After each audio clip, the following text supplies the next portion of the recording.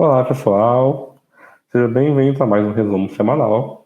Eu sou Ramon de Souza e esse é o quadro do Movimento CyberTech Brasil, onde a gente discute com um especialista toda semana sobre os assuntos mais relevantes que aconteceram no mercado de cibersegurança.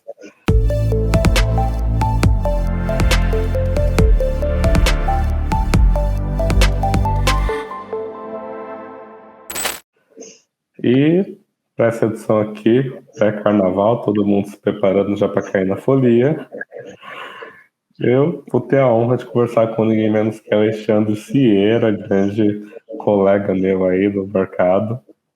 Ele é cofundador e CTO da Tenti Security. Então, Sierra, muito obrigado por reservar um espacinho na sua agenda para conversar com a gente sobre dois temas bem relevantes. Imagina, Ramon, muito obrigado pelo convite, é um prazer estar aqui, obrigado por lembrar de mim. Bom dia ou boa tarde a todos aí, dependendo do horário em que você está assistindo isso. Então, vamos lá, Sierra. Eu separei aqui duas pautas que eu sei que são bem, bem alinhadas, né, com os seus gostos, com o que você faz, suas especialidades em cibersegurança. A primeira delas, né, é sobre a Atlassian. A Atlassian, aquela famosa empresa, famosa por fazer o Trello, o Gira, esses softwares, ela, ela confessou, né, recentemente, ter sido vítima de um vazamento por conta de um software de terceiro, né, que eles usam no ambiente híbrido deles, né, no escritório de trabalho híbrido deles. E eu fui pesquisar, né, sobre esse aplicativo chamado Envoy, e realmente é um aplicativo bastante famoso, várias empresas de grande porte usam ele. Ele é usado para você fazer ali a gestão, você tem modelos de trabalho híbridos, consegue gerenciar cadeiras, posições de trabalho, visitantes, etc. Inclusive, o site deles tem uma página inteira, né, falando sobre os esforços deles, sobre segurança dos dados dos usuários, criptografia de dados, onde os dados ficam armazenados, todas as credenciais, né, as certificações de segurança que eles têm. E mesmo assim, aparentemente, eles foram atacados e, como resultado, os dados Atlassian foram expostos, dados como informações da equipe de trabalho, né, dos colaboradores, mapas dos escritórios. E é engraçado até porque esse aplicativo aí tem várias integrações, né? Hoje em dia, você contrata um software as a service e você consegue integrar ele com outros, e uma das integrações é justamente com o Gira. Então, acho que esse relacionamento era de longo prazo e era bem profundo. Então, a gente vê mais um episódio, né? Mais um vazamento causado por confiança excessiva ali na sua cadeia de valor. E você, Cieira, como especialista em segurança da cadeia de valor, de supply chain, cara, o que você tem a falar sobre isso? E isso é, infelizmente, uma coisa muito comum e que passa muito debaixo do radar, assim, uma das coisas que mais chama atenção. A gente até começou uma newsletter aqui na Tenti para chamar a atenção das pessoas, porque o fato de que isso começou num third party app está meio escondido no, sei lá, no terceiro parágrafo. Não é uma coisa que está na manchete. Se você não prestar atenção, você não percebe. E me lembra, por exemplo, o famoso incidente da Target. Né? A Target teve aquele vazamento, sei lá, 10 anos atrás, um dos maiores vazamentos de dados de cartão do mundo. Ah, a Target foi invadida, vazou dados de cartão caiu o CEO da Target. Mas ninguém lembra que esse incidente, como vários outros incidentes super conhecidos, começaram com um terceiro, com um fornecedor. No caso da Target, até famosamente, um fornecedor de ar-condicionado. Era uma empresa chamada Fazio Electric, que tinha acesso remoto às lojas para poder fazer monitoramento dos equipamentos de HVAC, né? Heating, Ventilation and Air Conditioning. Então, aqui, por que o cenário da Atlassian é preocupante, né? A Atlassian, como qualquer grande empresa, depende de um monte de terceiros, desde soluções SaaS, até mão de obra terceirizada, tem um monte de cenários diferentes, dependendo do mercado que você está. E a Atlassian em si representa um risco grande para muitas grandes empresas. Tem muita gente que usa as soluções SaaS da Atlassian. Vamos lembrar, a gente lembra do Gira. O Gira por si só já pode ter, se você usa o Gira para ticket de desenvolvimento, para ticket do seu time de segurança, de resposta a incidente, pensa quanta informação confidencial pode ter ali, se alguém conseguir acesso indevido a isso. Mais que isso, eles são donos de uma plataforma concorrente do GitHub, né? Eu sempre me esqueço o nome, é o Bitbucket. Eles têm uma plataforma de CI/CD, tem uma parte de CD em especial me aterroriza, porque é onde tem segredos que te permite escrever e fazer deployment de coisas em produção, né? Continuous deployment, é para isso que serve a plataforma. Tem acesso ao código-fonte, que é a principal propriedade intelectual de um monte de empresas. Então, assim, se você tiver um vazamento de dados, um incidente de segurança sério na Atlassian, isso pode ser profundamente crítico para grandes empresas que usam os serviços deles. É uma empresa grande, séria, ela baseada na Austrália. E como qualquer um está sujeito a ter um terceiro do qual eles dependem, não tendo um bom nível de segurança, ou mesmo sofrendo um incidente, porque a gente sabe que mesmo que você faça tudo direito, ainda assim tem aquela chance, né, de você sofrer um incidente de segurança. E o desafio é como é que você lida com esse problema. Como é que você descobre que isso aconteceu? Como é que você entende os impactos? Como é que você evita que isso aconteça? Sem querer fazer jabá, né? A minha missão na vida hoje é ficar pensando e bolar maneiras de como é que a empresa A consegue interagir de forma construtiva com as empresas B, C, D, E, F, G, H, da qual ela depende, de cuja segurança ela depende, para fazer a segurança de todo mundo se elevar, porque essa relação hoje ela é muito conflituosa. Primeiro, às vezes a gente nem sabe as empresas de cuja segurança a gente depende. E segundo, quando a gente sabe e vai interagir, vira uma cara de briga, vira uma cara de auditoria, né? Então, é um desafio gigante. Pelo que a gente entende, os riscos que essa Envoy representam para a Atlassian são riscos indiretos, tá? A Envoy não é um aplicativo onde a Atlassian colocaria documentos, colocaria dados sensíveis, sabe? Não é uma ferramenta de IAM, entendeu? Não é uma ferramenta de continuous deployment que teria acesso ao ambiente de produção da Atlassian. É para controle dos escritórios. Então, os acessos, os cenários aqui de exploração que poderiam levar aos clientes da Atlassian seriam do tipo, olha, eu vou identificar informações dos visitantes ou dos funcionários da Atlassian, onde eles moram, que escritório eles frequentam, para, sei lá, fazer phishing, sequestrar alguém, né, bate na madeira, e fazer algum ataque contra os atletas. Você ainda estaria one step removed para um ataque que efetivamente conseguiria comprometer os dados da Atlassian, mas obviamente numa leitura super diagonal e sem nenhuma informação interna sobre a investigação do incidente, que certamente está sendo feita, né? Mas não me pareceu assim particularmente preocupante. Bem diferente do caso recente da LastPass, por exemplo, em que vazaram os cofres de senha criptografados das pessoas, vários dos quais, por questões históricas, estavam com uma configuração legada que permitia um brute force da master password mais fácil. Então, assim, esse, por exemplo, seria um cenário muito diferente. E que também, de novo, muitas empresas no mundo todo usam o LastPass como sua solução de Password Manager corporativo, que é uma ótima ideia. Por favor, usem soluções de Password Manager corporativo. Só trabalhem junto com o seu fornecedor para garantir que a segurança interna dele está boa, porque você passa a depender da segurança desse fornecedor, né? E o que é bom, by the way, tá? Esse é um outro ponto que eu queria mencionar. A gente, como segurança, vê sempre o risco, né? O fato das empresas usarem terceiros para poder viabilizar os seus negócios, para poder usar ferramentas melhores, é bom. Você consegue ter uma funcionalidade melhor, mais rápido, mais barato, sabe? As empresas usam parceiros de negócio para poder entregar produtos e serviços para o mercado com mais qualidade, com mais agilidade. É bom isso, a gente só precisa aprender, da mesma forma que construir sistemas de computação, construir mais aplicações, ter mais interatividade online com seus usuários, é bom para o negócio. É bom para os usuários, inclusive. Desde que você não deixe esse crescimento do real estate digital da sua empresa aumentar de forma descontrolada o seu risco. E com os terceiros não é diferente. E nesse nosso eterna curva de aprendizado de segurança da informação, eu fico com a impressão que essa disciplina de gestão de riscos terceiros, ela tem menos atenção e menos orçamento do que ela mereceria. Eu vou te dar uma estatística, por exemplo, interessante. No Cybersecurity Outlook do World Economic Forum, que foi lançado há poucas semanas, Eles mencionam que 39% das empresas membro que participaram lá do World Economic Forum disseram que sofreram pelo menos um incidente de segurança em 2022 associado a um terceiro, que começou com um terceiro. Dos 10 maiores vazamentos de dados de healthcare nos Estados Unidos no ano passado, mais da metade começaram em um terceiro. Se você leu o DBIR do ano passado, mais de 60% ou 70% dos incidentes com vazamentos de dados envolveram, né, problemas de segurança em um terceiro.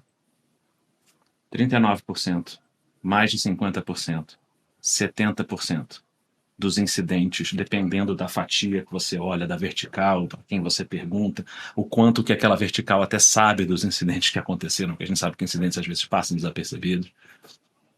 Qual é a porcentagem da atenção dos times de segurança hoje? Qual é a porcentagem do orçamento que é dedicada para a gestão de riscos de terceiros?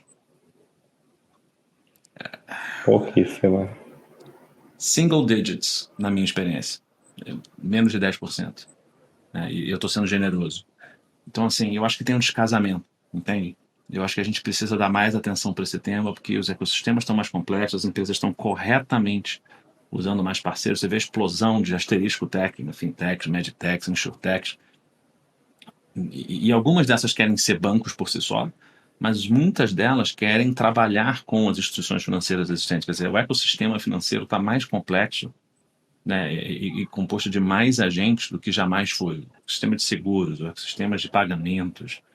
Né, então, são muitas relações ali de confiança, com troca de informações sensíveis, com suporte a operações críticas.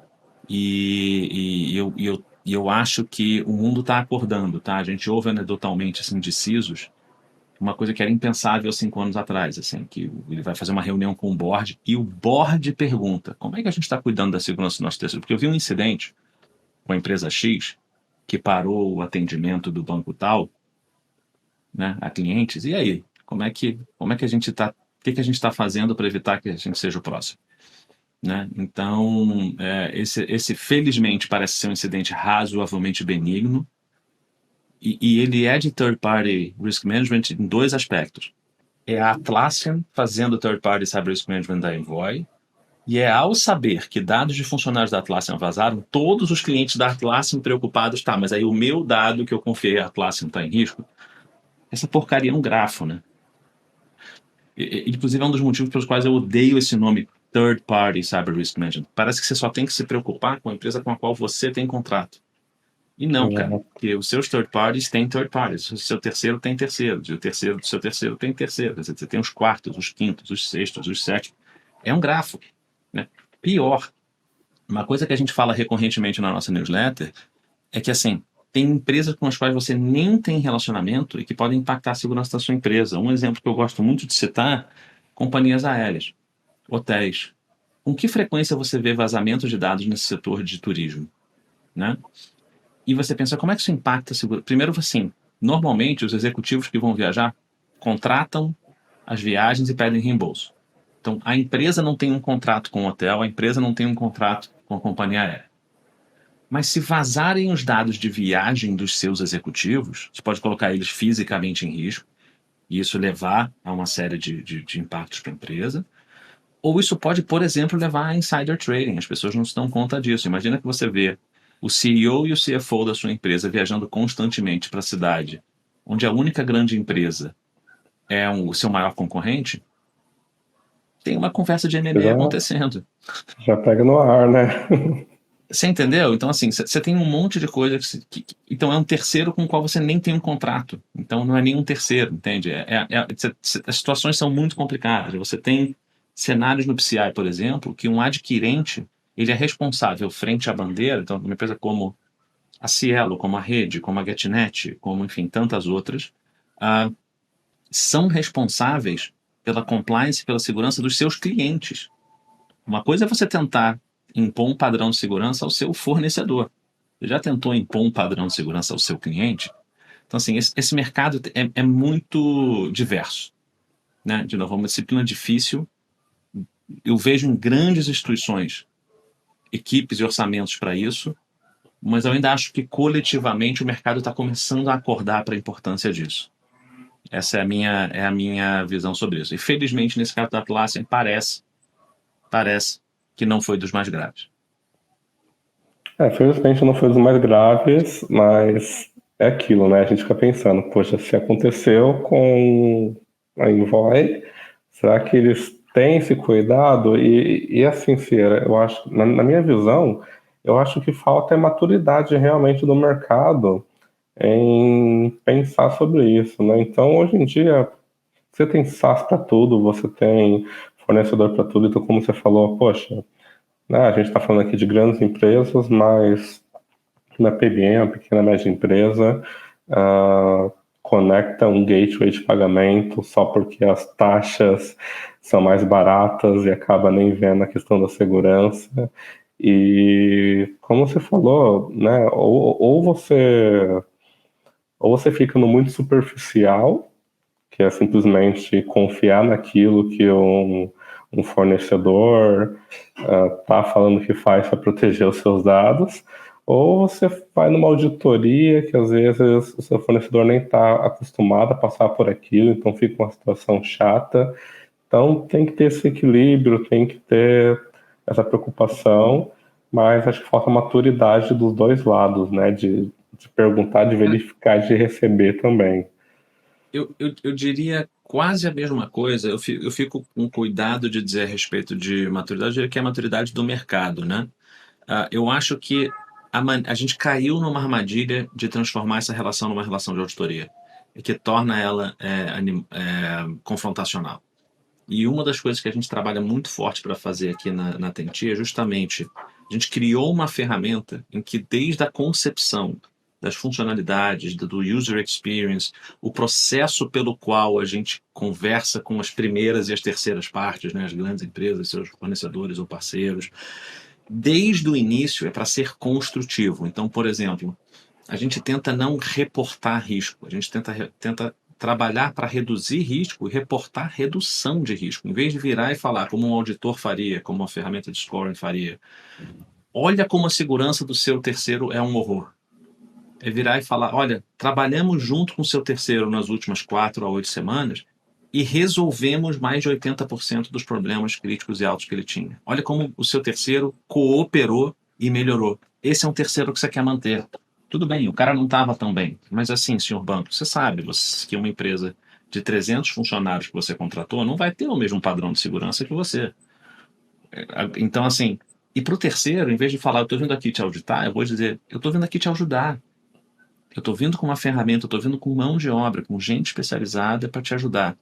Então, eu acho que mais útil do que pensar as pessoas não têm maturidade é o que falta para as pessoas conseguirem se sentir confortáveis, como é que você cria as condições para as pessoas se sentirem confortáveis e transformar essa relação numa relação construtiva, de melhoria e não de apontar o dedo. Né? Isso é que é o desafio. Não é fácil, porque aí tecnologia é mole, né? Mole. Tá bom. A gente escreve código, o computador aceita qualquer coisa. Convencer pessoas a mudar preconceitos, maneiras de pensar, medos, às vezes irracionais ou emocionais que elas têm, e se abrir, e se deixar vulneráveis frente ao seu cliente, é muito mais difícil, né? Então é a viagem, é a jornada que a gente está navegando aqui. De novo, eu não estou aqui para fazer jabá da Tenti, mas já que você levantou a bola, eu não posso deixar de falar, porque eu acho que é um dos grandes problemas que tem nas ferramentas e nos processos de como third party cyber risk management são feitos hoje. Você mencionou confiar em self-reporting, que não vai trazer melhoria de segurança. Não vai, na esmagadora maioria dos casos. Ou ferramentas que são construídas e que reforçam essa característica confrontacional da relação, que faz ela ser, que é totalmente contraproducente. Porque essas empresas são parceiras em todo o resto. Por que você vai criar aqui uma oportunidade para briga quando você não precisa? Justamente numa área tão crítica. Enfim, é nisso que a gente acredita. Não, muito bem posicionado, Cera. E, bom, você falou sobre escrever código, me lembrou sobre nossa segunda pauta aqui que eu separei.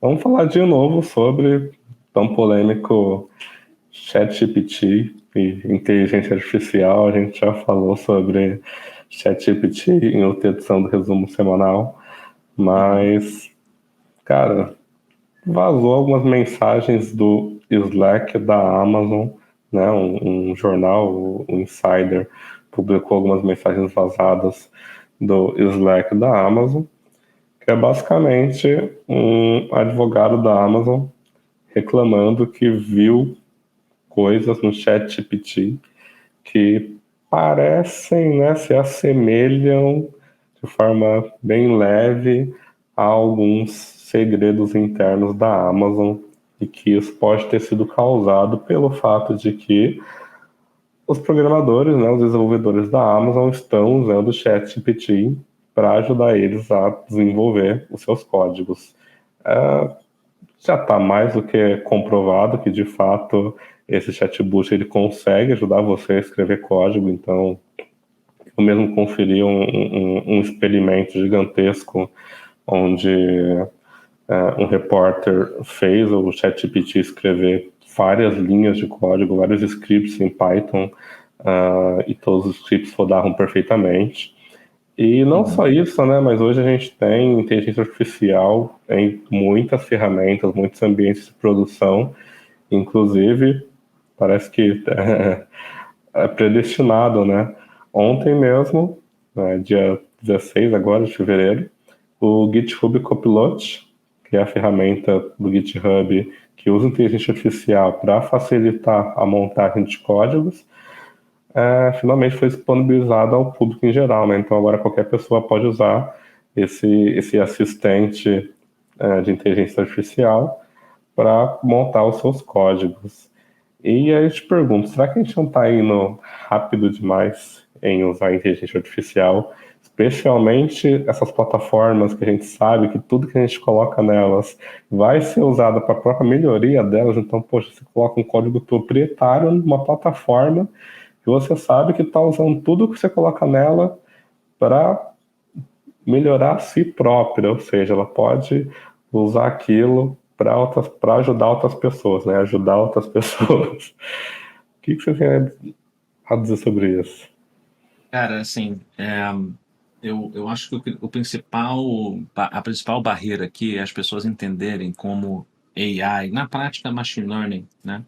É uma mistura de Natural Language Processing e Machine Learning aqui. Então, os dois são essencialmente o que você chama de Large Language Models, né? Na disciplina de computação. Que as pessoas não entendem como funciona, porque ele parece que funciona de um jeito, mas ele, na verdade, funciona de outro. Eu fui convidado a dar uma disciplina de AI em segurança da informação na FIA, né? E a minha missão foi: eu não vou ensinar ninguém a implementar AI. Eu vou ensinar as pessoas a entenderem como a AI funciona, para saberem quando a AI é aplicável ou não é, quando ele vai causar benefícios ou quando ele vai causar malefícios. Eu falei, essa é a minha missão ali como professor, de ensinar as pessoas a distinguir. Deixa eu tentar resumir aqui o recado principal. AI não é pode pirlim pim pim. A gente não tem general AI. Não é como se tivesse uma inteligência construindo do zero um código quando você pede uma coisa para o GitHub Copilot. Não tem uma inteligência construindo do zero um conteúdo totalmente novo quando você faz uma pergunta. Modelos de machine learning, eles trabalham por aprendizado. Você tem que dar uma massa de dados de exemplo que ele vai assumir que estão certas. Ele vai tentar inferir a partir dessa massa de exemplos quais são as regras de formação que permitiriam ele responder a mesma pergunta para casos novos. E depois isso gera o que se chama de um modelo. E depois você usa o modelo para, de fato, apresentar casos novos. Então, por exemplo, se você tentar treinar um modelo de machine learning que vai dizer, você dá o endereço de uma casa e ele vai tentar adivinhar qual é o valor daquela casa de venda, o que seria uma massa de dados de treinamento? Você pega um conjunto de transações de venda de casas que aconteceram no passado e você dá para esse modelo matemático e ele vai começar a aprender as relações. Ó, nesse bairro as casas são mais caras, nesse bairro são mais baratas. E agora imagina que você tem uma casa que está num bairro, todas as casas são pequenas e de térreas, e tem uma casa nesse bairro que tem 3 andares e 8 banheiros e 20 vagas de garagem, porque o cara fez um negócio diferente. O modelo vai errar, porque aquilo foge do padrão que o modelo matemático observou nos exemplos com os quais ele foi treinado. É o mesmo motivo pelo qual a gente vê as pessoas falando o AI é machista. Sim. Por que o AI é machista? Por que ele supõe que engenheiro é homem e, sei lá, enfermeira é mulher? Que a Porque o modelo foi treinado amostragem, com né? dados que estão expostos na internet e a maioria das discussões que as pessoas fazem na internet, as pessoas têm vieses e elas escrevem sobre engenheiros homens e mulheres enfermeiras com mais frequência. Então ele aprendeu que esse é o padrão. O modelo é burro, ele aprende com o que ele foi mostrado, ele assume que o que você deu de dados de treinamento para ele está correto. E se não estiver correto, o modelo vai aprender uma regra incorreta e vai gerar resultados incorretos. Então, assim, é uma maneira longa de dizer garbage in, garbage out, tá? Então, a primeira coisa que me deixa aterrorizado a respeito do ChatGPT é que eles falam assim, nós estamos escaneando a internet e treinando um modelo. Bom, porque a gente sabe que a internet é um grande repositório de informações 100% verdadeiras e corretas, né? Então, essa é a primeira coisa que a gente sabe, que o modelo vai estar ingerindo todo tipo de atrocidade, de bobagem. E eu tenho certeza que as pessoas por trás desses modelos estão fazendo esforços hercúleos por trás dos panos para escrever heurísticas e regras para tentar limar da base coisas que são obviamente erradas, mas vão escapar coisas erradas. Ou porque tem vieses que ninguém vai conseguir fazer uma deny list, né? O pessoal de segurança sabe, totalmente exaustiva para eliminar todos esses casos. Tem uma discussão recente, por exemplo, de que o ChatGPT tenta evitar falar de coisas como tortura, violência, etc. Mas as pessoas já começaram a encontrar maneiras de bypassar as regras de deny list e criar prompts que forçam o ChatGPT a falar sobre esses assuntos, né? Então, assim, essa é a primeira coisa que a gente precisa entender. Essas ferramentas elas estão condensando e regurgitando de forma levemente diferente o que elas viram as bases de treinamento que elas têm acesso, que tipicamente é conteúdo que está público para a internet. Todos os problemas que a gente tem encontrado com essas soluções nascem dessa causa raiz. E por mais que os caras façam band-aids, enquanto você não endereçar essa causa raiz, você não resolve o problema. Então, por exemplo, o Schneier estava comentando que as pessoas encontraram intellectual property de empresas no código que o ChatGPT gera. A mesma coisa certamente pode acontecer no Copilot, né? Por quê? Se você já desenvolveu código numa empresa que pode estar preocupada, por exemplo, um dia em ser vendida ou ser auditada, você fica super preocupado quando eu uso uma biblioteca open source ou quando alguém vai incorporar no código da sua aplicação um código de um terceiro, copiei do Stack Overflow. Qual é a licença desse código? Se eu pegar um código que era para ser proprietário e eu copiar e colar um texto de código que é GPL, no Public License, que é uma licença infecciosa. Se você tiver uma linha de código no seu código corporativo de 1 milhão de linhas, mas essa linha de código foi copiada e colada igualzinha de um software que era GPL, perfeito. O seu software inteiro agora é GPL, você é obrigado a publicar ele inteiro, a propriedade intelectual da sua empresa se tornou domínio público. Não é exatamente um cenário ideal para uma empresa de tecnologia, por exemplo, uma startup, como você bem pode imaginar.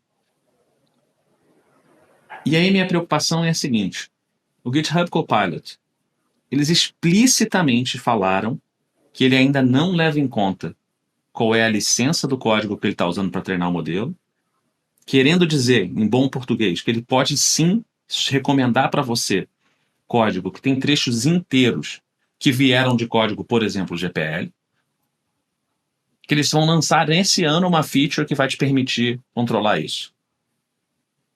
Não é ideal, né? Não é ideal para uso corporativo. Se você está fazendo isso no seu projeto pessoal, que vai ser open source anyway, beleza. Como empresa, no dia que eu vi que essa solução foi criada, eu passei uma regra aqui dentro, por exemplo, na Tenti. A gente não vai usar nada disso para gerar código. A gente tem que ter certeza que a gente sabe qual é a licença de qualquer código que a gente está incorporando no nosso produto. No dia que eles me convencerem de que eles só estão fazendo isso, que o que eu consigo dizer, eu só quero que você me gere códigos que são aceitáveis com essas licenças aqui, você tem um modelo separado, que foi treinado só com código que veio desses lugares, beleza. Então isso é o que eu diria do GitHub Copilot, tá? Sobre o ChatGPT, é pior. Porque o GitHub Copilot você paga para usar, tá? O ChatGPT é uma solução gratuita. Então a gente sabe como essas soluções gratuitas funcionam, que nem mídia social. Se você não sabe qual é o produto, você é o produto. Então, por que o ChatGPT está lá aberto ao público? Porque o que você está dando de dados para ele está também usando como dados de treinamento. Ele está aprendendo com os prompts. Tudo que você está enviando para esse produto vai ser incorporado. Se você ler lá os licensing terms desses produtos, você vai ver que tudo que você manda para eles eles podem usar, vira propriedade deles, né? É o trade-off de você usar uma solução gratuita. Então, se alguém estiver mandando um código para ele dizendo como é que você consertaria o bug nesse código, aquele código não é mais propriedade intelectual da sua empresa. Agora, não só, pelo menos, agora também vai ser incorporado ao ChatGPT ou etc. E a preocupação é se o GitHub Copilot, por exemplo, estaria fazendo a mesma coisa. Tá? Então, eu acho que são ferramentas muito promissoras, não da maneira como as pessoas pensam. Tá? Eu acho que o principal uso desse tipo de tecnologia vai ser para você conseguir facilitar a busca em cima de bases de dados que já estão curadas. Imagina que você é a Microsoft, você tem, sabe, anos e anos e anos de documentação documentados lá no MSDN, né, no Microsoft Developer Network. E você usa o ChatGPT, treina ele só nesses dados que funcionários da Microsoft escreveram, que eram especializados nas tecnologias escreveram. Você não vai pegar os comentários, você não vai pegar coisas de desconhecidos na internet cuja origem você não conhece. Então você é o dono daquela propriedade intelectual e você sabe que, em teoria, né, foram escritos segundo as suas regras e por pessoas que você alocou porque você sabia que eram especialistas naquele assunto. E você vai treinar um modelo seu, você vai pagar para uma empresa como a OpenAI para treinar um modelo em cima dessa base de treinamento que você sabe que é mais confiável e que é curada, e você vai permitir que as pessoas usem um chatbot como esse para fazer uma busca mais inteligente daquela base de conhecimento. Mas aí você controlou todos esses riscos. Não tem risco de licenciamento, de violar a propriedade intelectual de outras empresas, você não está buscando na internet inteira. Você sabe da qualidade daquilo, que é uma fonte de dados que você controla, e assim por diante. Esse é que eu acho que é o uso mais promissor. Corporações usando o GitHub Copilot hoje, ou usando o ChatGPT hoje, para fins comerciais, em especial para a produção de propriedade intelectual, para mim é um big no. Até que eles provem que estão preparados para isso e que endereçaram essas preocupações, eu não faria. E o outro ponto que eu acho que eu queria deixar como recado. Essas soluções não entendem o que elas estão recebendo como pergunta e elas não entendem o que elas estão dando como resposta. Parece que elas entendem, mas elas não entendem, não tem reasoning. É como se fosse uma média estatística do tipo de coisa que é falado sobre aqueles assuntos. E eles reconstroem frases baseadas na ocorrência estatística das palavras e a maneira como as frases são encadeadas. Não tem geração de conhecimento, não tem compreensão. Parece que tem, porque soa muito human-like, mas ele está macaqueando, o papagaiando, repetindo de uma forma levemente diferente um padrão estatístico que ele aprendeu sobre como pessoas falam. Mas não tem compreensão, não tem validação, não tem sanity check. Você vai ver com frequência ferramentas como essa gerando código que até compila, mas tem bugs, mas está errado, mas que não faz exatamente o que você pediu. O ChatGPT vai te dar respostas que parecem escritas por um humano, que soam autoritativas, mas que estão cheios de factual inaccuracies. Então, tem coisas que estão erradas ali, claramente erradas. Porque ele aprendeu esse padrão em algum lugar e não tem senso crítico. Então é outra coisa que a gente tem que entender. Mais uma vez, garbage in, garbage out. É uma maneira de dar escala a um trabalho de sumarização de conhecimento. Mas se o conhecimento que você sumarizar não for confiável, a sua resposta não vai ser confiável. Perfeito, Ciro. Você comentou, né, citou como exemplo a Microsoft. Eu acho que vale a pena lembrar que a principal investidora da OpenAI, que é a empresa que fez o ChatGPT, é a Microsoft. A Microsoft ela não demorou para colocar ali um recurso de chatbot no Bing, né? Então, quando eu vi aquilo, cara, eu falei, poxa, A gente sempre viu o Google, né, o buscador, como um produto vilão que está sempre de olho em tudo que você pesquisa e a gente não sabe exatamente o que é feito com esses dados. E da noite para o dia agora eu tenho muito mais medo do Bing, que realmente você conversa com ele, né, você pede coisas para ele, ele te responde e novamente a gente sabe que aquilo, né, é um produto gratuito, então você é o produto, você que está gerando receita, você está treinando aquela inteligência, aquele algoritmo. Então, da noite para o dia, eu, como usuário, né, falando agora, deixando um pouco o lado corporativo de lado, falando como usuário, eu agora fico muito mais medo do Bing da noite para o dia. Eu acho que o medo ali é da gente começar a confiar no sumário que o Bing fez e não ir para as fontes de informação, que é uma coisa que a gente já vê acontecendo nas mídias sociais com manchetes, com clickbait, etc. Com, sabe, veículos não confiáveis que tentam se passar por confiáveis, né, de comunicação e misinformation, etc. E o medo é esse. O medo é que, como, de novo, o Bing, por definição, foi desenhado para escanear a internet inteira, você vai ter um dos piores casos do garbage in, garbage out. Entende? E as pessoas vão começar a game the system. Da mesma forma que quando o Google criou o Search Engine, criou-se uma indústria inteira de SEO, né, Search Engine Optimization. Tem toda uma disciplina de adversarial AI, né, a inteligência artificial adversarial, que assim, você consegue encontrar maneiras de enganar os modelos e enviesar o modelo a te dar o resultado que você quer e não o que os autores do modelo queriam que acontecesse. Porque, de novo, se você está escaneando a internet inteira, você não controla a sua base de treinamento, ou você controla de forma muito manual a sua base de treinamento, porque por definição o que você quer é poder buscar a internet inteira, quando você vai num serviço como o Google Search ou como o Bing, né?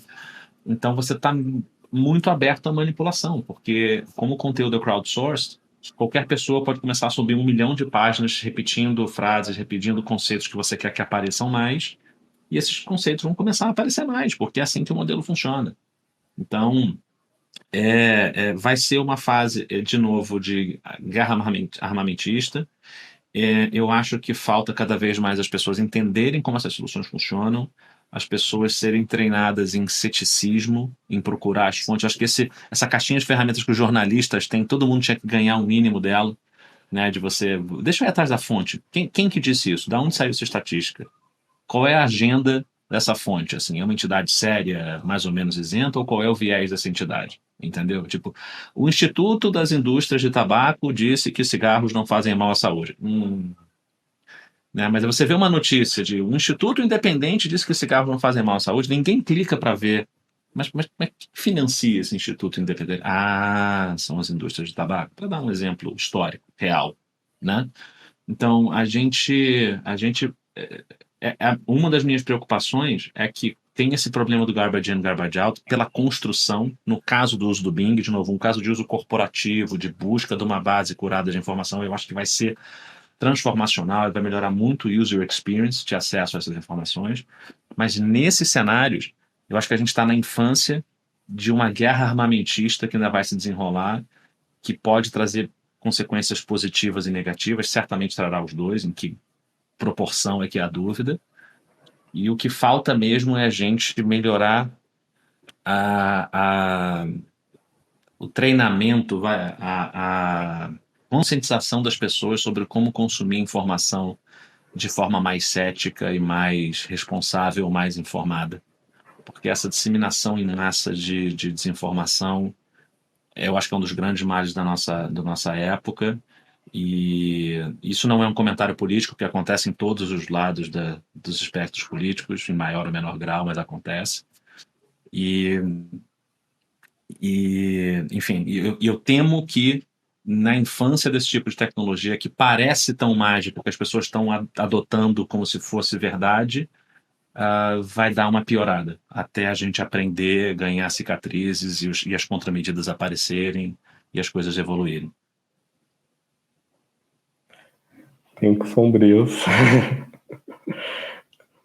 Tempos sombrios. Sempre aquela história, né, da crise e oportunidade, né, daquela velha história dos caracteres chineses. Eu acho que É uma oportunidade de coisas interessantes desde que usadas da forma correta e riscos que precisam ser endereçados, né? Se não tivesse riscos, a gente não tinha profissão, né, Ramon? Então, Exatamente. Cira, queria agradecer mais uma vez pelo bate-papo, cara, foi impressionante. Acho que abriu os olhos de muita gente sobre algumas questões que, enfim, no dia a dia, né, esse dia a dia corrido dos profissionais de cibersegurança acabam passando batido. Então, novamente, muito obrigado pelo papo, foi muito proveitoso. obrigado mais uma vez pelo convite, foi um prazer participar aqui. Um abraço a todos. Obrigado pela atenção. Obrigado, pessoal. Continue acompanhando o nosso canal no YouTube. E lembre-se, caso você prefira acompanhar o resumo semanal por podcast, ele também está disponível no Spotify, no Apple Podcasts e no Amazon Music. Acesse o nosso hub digital e torne-se um membro para ter acesso a mais conteúdos exclusivos.